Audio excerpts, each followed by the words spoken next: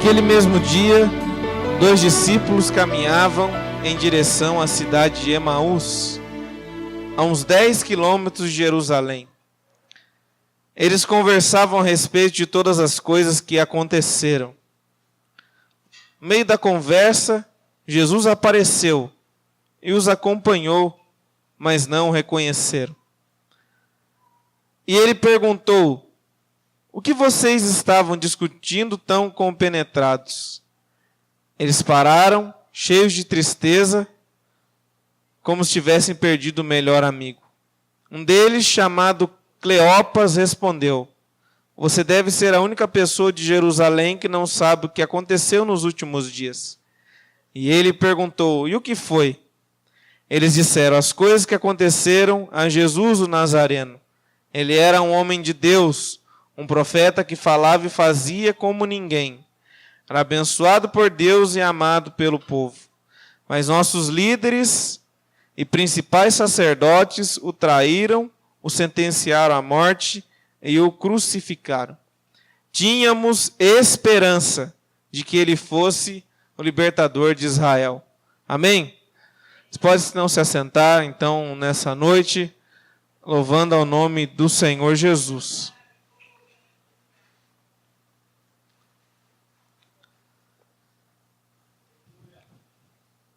No contexto que lemos, segundo a narrativa bíblica nos informa, era a final da tarde de um domingo, e 2 discípulos caminhavam em direção ao distrito, à cidade de Emaús. Cidade que era distante de Jerusalém, segundo a descrição bíblica, 60 estádios. Isso aproximadamente, hoje para nós, 12 quilômetros. Jerusalém e Emaús. 2 discípulos que caminhavam e tinham um sentimento dentro da alma. Se sentiam abandonados, órfãos e mais, vazios de sentido. Vazios de sentido porque tinham depositado todas as esperanças, concentrado todas as energias, toda a fé em Jesus de Nazaré. O rabino, o mestre a qual decidiram seguir um dia. Abandonaram profissões, abandonaram família, e juntamente com os 2, não só 12, que chamamos hoje de apóstolos, mas uma comunidade de discípulos também, que ao ouvir as palavras de Jesus e ter dentro do coração as palavras de Jesus como uma declaração de que ninguém falou como Jesus falava, uma comunidade de muitos outros tiveram a mesma decisão em acompanhar Jesus e ter nele a esperança, a expectativa a respeito da vida, as energias para viver em Jesus. De esperança de que quando Jesus chegasse em Jerusalém, quando ele caminhasse e chegasse em Jerusalém Jesus iria inaugurar um novo governo, iria tomar de Roma o poder e o governo, e estabeleceria uma nova ordem para o povo judeu, que era escravo do governo romano, e se estabeleceria um novo governo. A expectativa era que aquele a qual eles seguiam seria um como Davi, que desbravaria diante das batalhas contra os judeus, os tomaria pelo sangue, pela espada, e estabeleceria um governo. Mas ao contrário das expectativas deles, e aqui eu quero abrir um parêntese aqui, as expectativas eram só deles. E aqui eu quero colocar a respeito de uma verdade para nós, que numa reunião como essa, um culto é uma união de expectativas. As expectativas de Deus e as suas expectativas a respeito de Deus nessa reunião. Porque há expectativas de Deus para nós quando nos reunimos em fé aqui. Porque esse lugar, quando se torna um lugar onde há um povo de fé que se reúne com o coração quebrado, Deus habita no meio desse lugar. Pode ser uma igreja, pode ser debaixo da ponte, pode ser numa palhoça. Onde tem gente de fé, que tem o coração quebrado e humilhado diante de Deus, Deus está no meio do seu povo. E a expectativa de Deus estar no meio do seu povo é revelar a sua pessoa, a sua presença e o seu favor ao seu povo. Há expectativas de Deus para esse culto. Na agenda de Deus há expectativas para essa noite. Mas eu disse que o culto é a união das expectativas. As expectativas de Deus existem. Mas Deus está procurando expectativas dentro do teu coração. As expectativas tuas, quando chegou a um lugar como esse. E eu te pergunto, quais são as expectativas a respeito de Jesus que você traz nessa noite, nesse lugar? Porque há exemplos bíblicos que dizem de homens que tiveram grandes expectativas nos encontros com Jesus. Um exemplo dele era Zaqueu, que quando tinha expectativa de que Jesus iria passar, ele disse: eu tenho que subir a árvore mais alta para que eu chame a atenção de Jesus, para que ele me veja. Há uma outra expectativa também, é dos salmistas. Quando estavam cantando para ir para o culto, os filhos de Corá, a expectativa na oração deles era: como o servo brama pelas correntes das águas, assim a minha alma suspira por ti, ó Deus. Nessa noite, Deus está procurando boas expectativas dentro da sua alma. E se Ele encontrar boas expectativas dentro de você, haverá uma união de expectativas e a glória de Deus há de visitar a tua vida, o teu coração.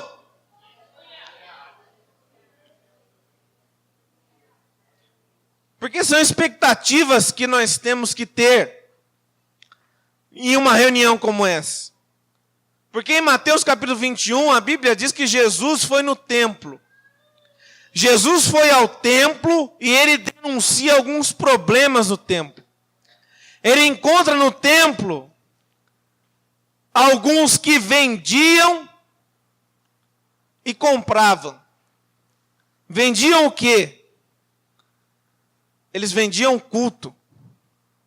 Porque a lei de Deus determinara que o povo judeu, para se apresentar a Deus, deveria durante um ano apresentar a Ele uma ovelha, um cordeiro, ou devido às suas condições, uma pomba. Pomba, ovelha, cordeiro que ele criava, que ele cevava, e todos os dias ele chegava até a ovelhinha, a pombinha e dizia: isso aqui um dia vai ser para Deus. Eu vou me encontrar com Deus e eu vou apresentar para Ele. Criava todos os dias e olhava. Haverá um grande dia esse ano, que eu vou me encontrar com Deus. Mas o templo de Jerusalém, se vendia culto na porta do templo. Já tinha uma ovelhinha lá para o povo comprar. Uma ovelhinha penteada, gordinha, já preparada. Chegava ali e comprava. Compra a ovelhinha da cor que você quiser, do tamanho que quiser, penteado ou não, e apresenta para Deus.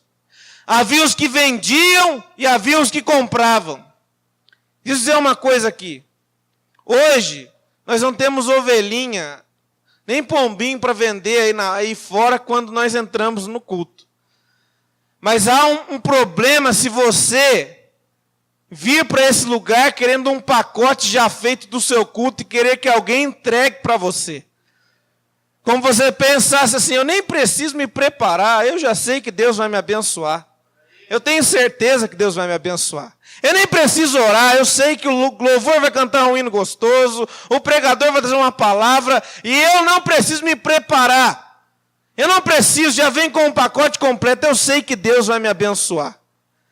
Eu quero dizer para você nessa noite que Deus não vende pacotes de culto. Ou você se prepara, se entrega, se rende a Deus, ou não há nada nesse lugar que eu possa fazer.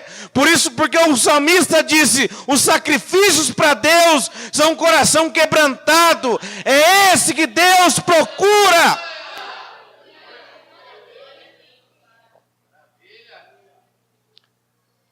E como eu disse, nunca foram as expectativas de Jesus. Foram as expectativas dos discípulos. Porque Jesus já havia determinado e profetizado. Quando Jesus vai para Jerusalém, ele diz, olha, o Filho do Homem, ele vai para Jerusalém. Realmente vai chegar o dia que eu vou estar em Jerusalém. Mas em Jerusalém eu vou ser preso, vou ser humilhado, vou ser perseguido, eu vou ser morto pela mão dos religiosos da época e pelos judeus. Mas ao terceiro dia, o Filho do Homem ressuscitará dos mortos. E sabe por quê?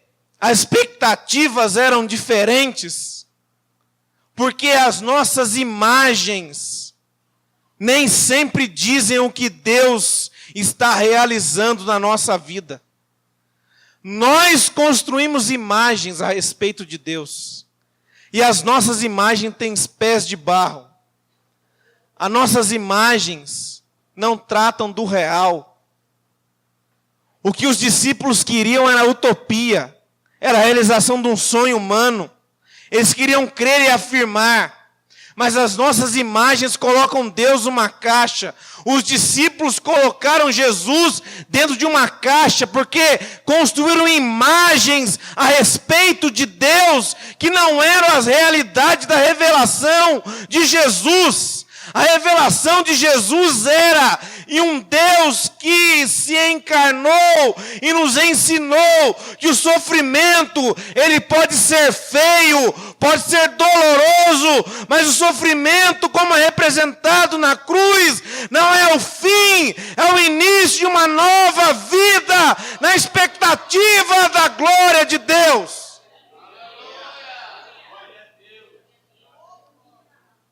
Porque quando Jesus estava na cruz, ele estava lá representando aquilo que Jó um dia disse para Deus no meio do seu sofrimento, no meio das suas imagens a respeito de Deus.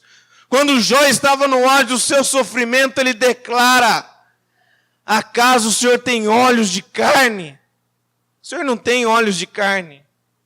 O Senhor não sabe o que é sofrer, o Senhor não sabe o que é ter os seus planos frustrados, o Senhor não sabe o que é ter os seus sonhos desmoronados, o Senhor não sabe, o Senhor não tem olhos de carne. E a pergunta de Jó por muito tempo fica sem resposta, mas a Bíblia diz que Jesus se manifesta entre a gente, Deus conosco, Deus entre nós, e na cruz do Calvário então está Jesus, humilhado, perseguido, vituperado pelos homens, e a resposta de Deus para Jó é, finalmente ao Deus com olhos de carne, na cruz do Calvário, e quando perguntam para ele, Jesus, desce da cruz, ele não desce, porque o amor de Jesus não desce do seu compromisso. Deixa eu dizer uma coisa aqui, há pessoas aqui nessa noite que quiseram talvez pular para fora daqui, quiseram talvez escapar desse lugar, quiseram fugir de Deus, mas o amor de Jesus não solta as rédeas do amor que tem por você.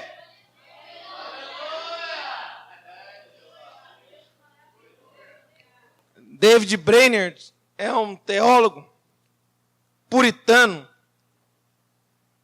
e escreveu um livro chamado Caminho de Santidade, Caminhar na Santidade.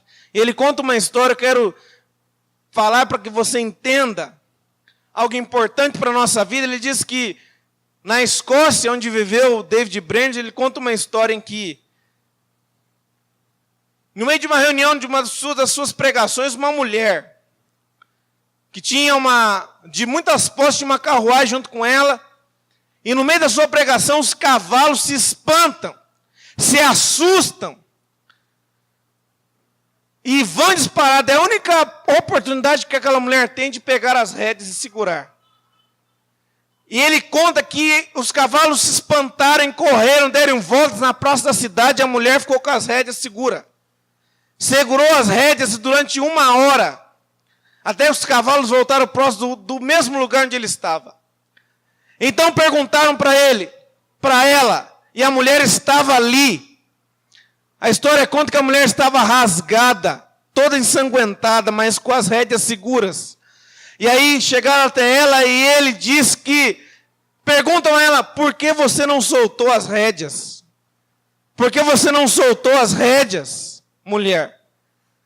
E ela então, com pouco fôlego, diz então para os presentes, abra a carruagem e veja o que tem lá dentro. Tinha o seu filho lá. E ela disse então, o amor não desce do seu compromisso. Deixa eu dizer para você. O amor de Jesus não desce do seu compromisso de te amar. O amor de Jesus não desce do compromisso de amar. Não importa quão longe você esteja, há o amor de Deus te sustentando, te segurando as rédeas. A profecia de Jesus, os discípulos de Emaús pouco atentaram. Eles nem quiseram ouvir. Quando Jesus diz que vai para Jerusalém e vai ser preso, uns fogem, outros negam, outros ficam com raiva de Deus.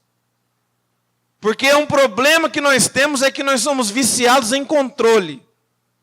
Nós queremos ter o controle de tudo na mão. Eu tenho controle para mudar as etapas da vida a hora que eu preciso. Ó Deus, muda isso, senão eu fico com raiva de Deus. Eu me revolto com Deus, eu questiono a Deus, eu me revolto com Deus, eu brigo com Deus porque eu quero ter o controle. Eu quero ter o controle na mão. Mas a Bíblia diz a história de Abraão. Deus prometeu a Abraão um filho, Isaque. É um momento da história em que Deus chega até Abraão. Abraão, me dá o seu filho, Isaque. Me dá tudo que você tem. Eu quero saber se você é feliz comigo e mais nada, Abraão. E Abraão então diz, olha Deus, se for preciso viver com o Senhor e mais nada, eu prefiro ficar com o Senhor. Aí vem Moisés. Moisés está no meio de uma trajetória com o povo judeu. E Deus chega para Moisés. Moisés, guia o povo, leva o povo para Canaã, mas tem uma coisa. Eu não vou. Vai com esse povo que eu não vou. Você vai ter tudo.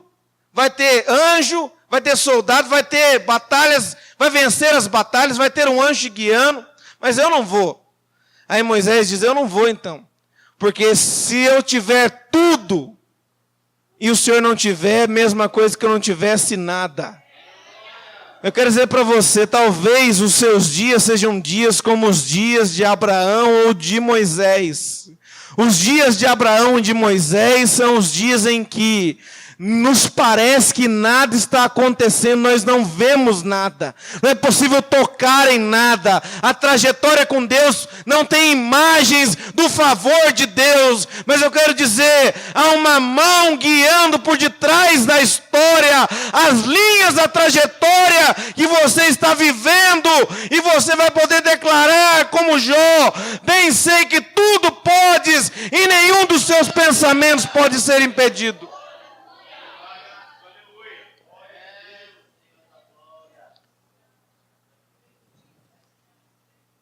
Mas os discípulos de Emaús, eles caminham agoniados e Jesus caminha com eles.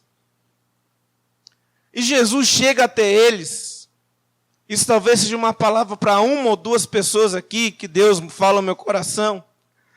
E pergunta para eles assim: que palavras são essas que vocês trocam entre vocês? Que palavras vocês trocam entre vocês? Shanai decanter evai arai ashurian denevias. Sabe por quê? Sabe isso que nos traz a verdade? É que Jesus está preocupado que você ponha para fora os diálogos internos da sua alma. São alguns diálogos dentro da sua alma que só você sabe. São diálogos dentro da sua alma que remexe a sua alma. É a história de Jesus quando Jesus estava sendo contestado por não pagar o tributo. E aí Pedro, Jesus, te disseram se o senhor vai pagar o imposto ou não. Aí Jesus pega uma vara e fala para Pedro: Pedro, vai lá no mar, joga a vara, não é nem uma rede, joga uma vara.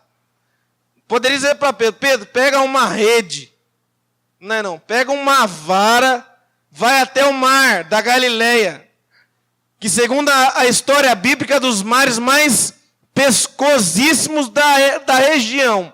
Vai lá, pega uma vara, lança no mar.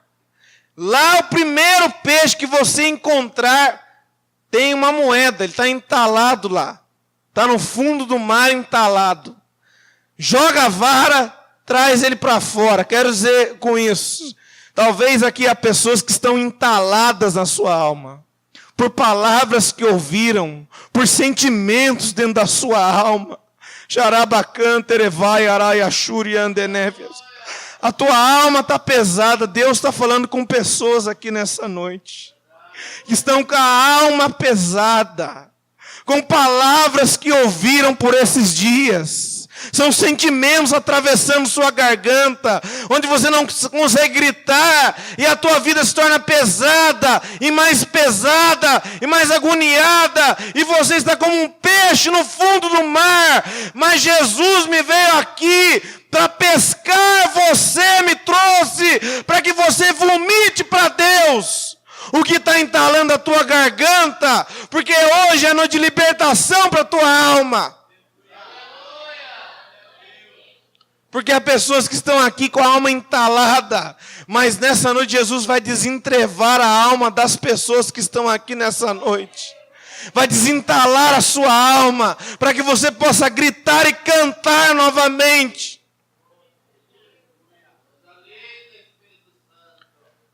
E Jesus se preocupa com as palavras e caminha com os discípulos. Mas os discípulos não reconhecem Jesus. Porque a verdade é que tem muitos momentos que a nossa mente não está pronta para reconhecer certas verdades que aparecem para a gente, e às vezes até Deus. A nossa mente às vezes está tão distante de Deus, está tão alienada, que nós olhamos até para Deus e não percebemos. Nós perdemos Jesus de vista. Porque Jesus é fácil de ser perdido de vista. Jesus, quando estava pequeno, os seus pais não sabiam onde ele estava. Onde Jesus está? Onde meu filho, onde você estava? E Jesus estava lá e disse: o que eu teria que fazer não era cuidar das coisas do meu pai. Jesus é perdido de vista. Jesus vira uma esquina e muitas vezes a gente não percebe. O evangelho tem sido adulterado em nossos dias, e nós olhamos para o evangelho que tem sido pregado e perguntamos a mesma coisa que as mulheres disseram: tiraram meu Senhor e não sabemos onde o puseram. Mas nessa noite eu convido que você possa olhar para Jesus e possa percebê-lo, porque muitas vezes Jesus aparece e a gente não percebe. Jesus apareceu certa vez na praia para falar com os discípulos não perceberam. Nessa noite eu convido você que abra os seus olhos espirituais, Shanai decanter evai araias, e perceba Jesus em nosso meio se apresentando nessa noite. Que pressinta o poder de Jesus em nosso meio. Que você não perca Jesus de vista, porque nós podemos perder Jesus de vista. Eu caminho para encerrando, mas os discípulos de Emaús, quando estão com o viajante, eles têm uma experiência estranha. Eles olham para o viajante e dizem: parece que eu conheço, eu já ouvi esse homem, mas parece, mas não é. Parece que é Jesus, mas não é. Parece, mas não é. Será que é? Fala igual, reage da mesma forma, mas será que é ou não é? E os discípulos ficam: parece, mas não é. Mas eu quero dizer uma coisa aqui.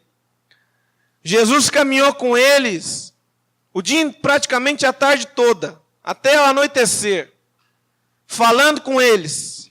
E aqui eu quero trazer uma palavra para você nessa noite.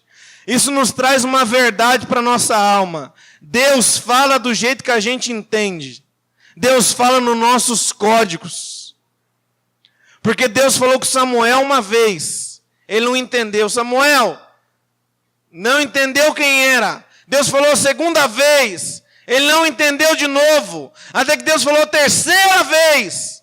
Então ele diz: fala que o seu servo ouve. Deus fala até que a gente entenda. Deus fala nos nossos códigos. E Deus tem uma palavra para você. Talvez Deus está repetindo para você a mesma coisa, mas você não está entendendo.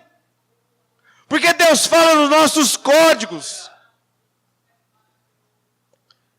E Jesus diz a Bíblia que os discípulos estão indignados com o viajante. Diz: o senhor não leu o jornal de Jerusalém? O senhor não está sabendo? As últimas notícias são essas. São as notícias. Mas aqui eu quero concluir essa palavra, que a verdade dos discípulos de Emaús é uma síndrome. A síndrome de Emaús é um grande perigo que pode atingir a alma de discípulos de Jesus. E a síndrome de Emaús é que a cronologia da alma deles estava atrasada com a história que Deus estava construindo. A alma deles se atrasou. A história já colocava eles num domingo, de manhã, mas eles estavam com a alma atrasada na sexta-feira. A história já anunciava o fato novo do domingo, mas a alma deles estava presa em eventos de interpretação anterior, destrutiva. Porque quando a alma se atrasa, Deus aparece, a gente fica fazendo pergunta sem entender quem é. Deus se revela e a gente não recebe a revelação de Deus, porque nossa alma está atrasada, no agora, no momento em que Deus se manifesta. E nessa noite eu quero convidar você para que olhe para a verdade que Jesus diz aos discípulos de Emaús. Jesus disse a eles: olha, a alma de vocês se atrasou no tempo, parou. E aqui eu quero dizer, tem tanta gente que vive a tragédia de Emaús. Sabe o que eu quero encerrar aqui? Porque eu nasci no estado do Paraná. E os meus bisavós, os meus avós, eles moram por lá. E de vez em quando eu vou para lá. Minha bisavó mora lá e eu gosto muito de ir lá, sentir o cheiro da terra. Eu tenho essas características em mim. E de vez em quando eu vou lá, a minha bisavó e a minha tia pegam um álbum de fotografia e começam a mostrar para mim: olha, lembra, isso aqui eu fazia quando eu tinha 30 anos. Essa história quando eu tinha 20 anos. Nós moramos nesse lugar há 30 anos. Mas hoje nós moramos aqui e não temos muita expectativa. São as tragédias do passado que falam mais. Tem muita gente que está aqui nessa noite que está vivendo uma espiritualidade das tragédias do passado. Há 10 anos atrás eu orava bastante. Há 5 anos atrás eu evangelizava mais. Há 2 anos atrás eu jejuava pela madrugada, mas hoje não. Porque minha alma se atrasou e eu não consigo mais perceber Deus. Mas nessa noite Deus está tocando a tua alma, reatualizando o teu sentimento, para que você viva algo novo, algo renovado dentro da sua alma. Com a permissão do pastor, eu convido que os irmãos se coloquem de pé nessa noite.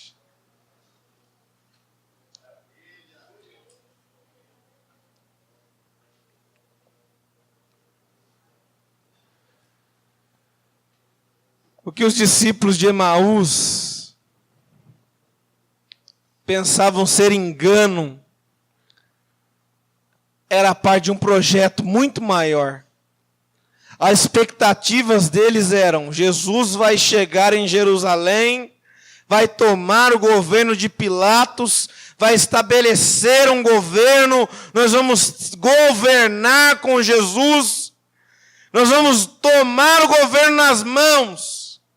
Mas o projeto de Jesus não era e nunca foi realizar a eles um plano humano e momentâneo de reinar em Jerusalém. Mas a expectativa do projeto de Jesus era aquele a qual ele disse um dia para eles: vocês não vão reinar em Jerusalém apenas, vocês vão ouvir um dia a minha voz dizer: vinde benditos de meu Pai, entrai pelo reino que vos está preparado desde a fundação dos séculos.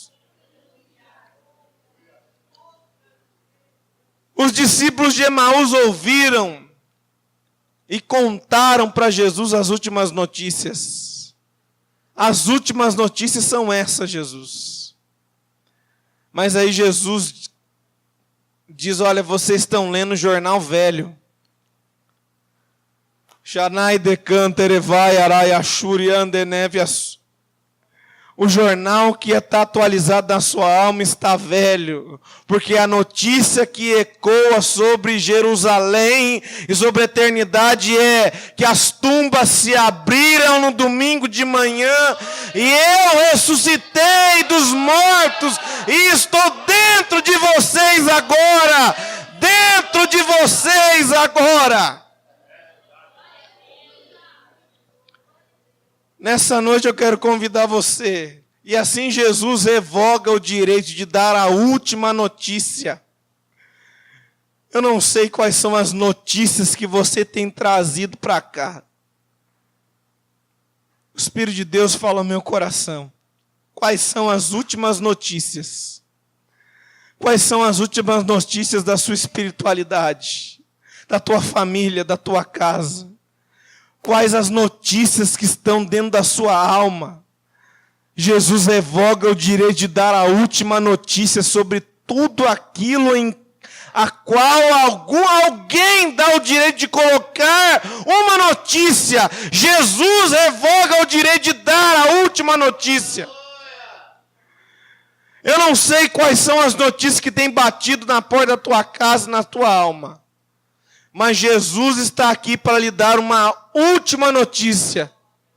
E a última notícia é que Ele está vivo em nosso meio. Vivo em nosso meio, entre nós. E a cruz que era feia, que tinha feiura, quando você olha para a cruz, você não consegue enxergar feiura mais na cruz. Porque aquela cruz pode ser feia, pode ser horrorosa a cruz. Porque você olha para ele, você vê feiura, você vê o Salvador morrendo, sangrando. Mas a revelação que você tem, não é que você olha para a cruz só com a feiura, mas você olha para a cruz com beleza, porque a cruz representa aquilo que ele fez um dia por você. E eu convido você também nessa noite, que você olhe para a sua cruz não como uma feiura, mas como uma beleza, com uma transformação de Deus para a tua vida. Eu convido você, nessa noite, quais são as últimas notícias que têm ouvido o seu coração? Há uma notícia de Deus para você nessa noite. Há uma notícia de cura de Deus para a tua vida. Há uma notícia de salvação para a tua alma. Por isso eu convido você que feche seus olhos nesse momento. E agora eu quero convidar você, pelo poder dessa palavra, e eu creio, porque Deus tem falado ao meu coração. O Espírito Santo de Deus há de soprar a sua presença em nosso meio. Mas eu quero convidar você para fazer algo aqui. Faça como os discípulos de Emaús agora. Comece a trocar palavras com Jesus enquanto Ele passa em nosso meio. Porque Jesus quer sondar o teu coração nessa noite. Quais as palavras que você troca dentro de você? Jesus quer caminhar em nosso meio, sondar o seu coração, desentalar a sua alma. Feche seus olhos, vamos orar a Deus. Jesus, nós estamos aqui nessa noite. E nós sentimos a tua presença aqui, Pai. Shanai decantere vai arai ashuriande neve ashuriande nevias. No meio de um quebrantamento de alma e de coração, te peço, Jesus, como o Senhor caminhou com os discípulos de Emaús. Caminha no meio do teu povo nessa noite, meu Deus, visitando o coração dos teus filhos nessa noite, meu Pai. Os discípulos de Emaús, eles não tinham nada a se apegar, meu Deus. A esperança deles estava morta, mas um dia, naquele dia o Senhor veio para eles e deu-lhes uma nova e viva esperança. Eles foram para casa renovados de esperança, meu Deus. Nessa noite, meu Deus, quantas notícias talvez teus filhos tenham ouvido. Mas há uma última notícia em nosso meio aqui revelada. Jesus, como os discípulos de Emaús sentiram o teu coração arder enquanto o Senhor falava. Meu Deus, nós te pedimos, meu Pai, que nessa noite o teu Espírito Santo sopre sobre nós o teu poder e nos faça arder o nosso coração, meu Deus. Arder a chama do nosso coração, meu Deus. De que o Senhor está vivo, de que o Senhor vive entre nós, de que há uma expectativa e uma esperança para mim viver. Eu não preciso olhar para a cruz com feiura, a cruz me revela uma nova notícia, meu Deus. Eu te peço agora, Espírito de Deus, sopra sempre esse lugar a tua presença, meu Pai. Visita os teus filhos, meu Deus. Ó Pai, que nessa noite, Jesus, a notícia que ecoa, Pai da eternidade, que o Senhor venha ao nosso encontro, que o Senhor venha atrás da gente, que o Senhor corra atrás da gente, meu Deus. Mesmo no meio do caminho mais escuro e sombrio, nas gavetas mais escuras da alma, o Senhor está no nosso meio, meu Deus. Que nessa noite o Senhor nos visite, meu Pai. Que o teu Espírito nos toque nessa noite, meu Deus. Sopra o teu Espírito sobre nós, meu Pai. Derrama a tua presença, meu Deus. Ó Espírito Santo de Deus, nós clamamos a ti, Jesus. Janai decantere vai arai ashuri ande nevias. Liberta almas aprisionadas aqui, Jesus. De tristeza, de angústia, de frustração, de mágoa, meu Deus, de ressentimento, de medo, meu Pai. Meu Pai, no nome de Jesus, seja uma noite de vida, ó Pai. Ó Deus Todo-Poderoso, para aquilo que estava engavetado no nosso coração, meu Deus. Ó meu Pai, que nós possamos sair daqui, Jesus, cheios de esperança. Cheios de esperança. E nossa esperança seja uma esperança dos discípulos de Emaús, que chegaram na casa onde os outros discípulos estavam reunidos e disseram: Ele está vivo, Ele ressuscitou e apareceu entre nós, meu Deus. Que essa presença, meu Deus, que recebemos aqui, venha mudar, meu Pai, a nossa vida, a nossa família, a nossa semana, meu Pai. Oh Deus Todo-Poderoso, nós oramos a Ti. Nós te agradecemos nessa noite, meu Deus. No nome de Jesus, meu Pai.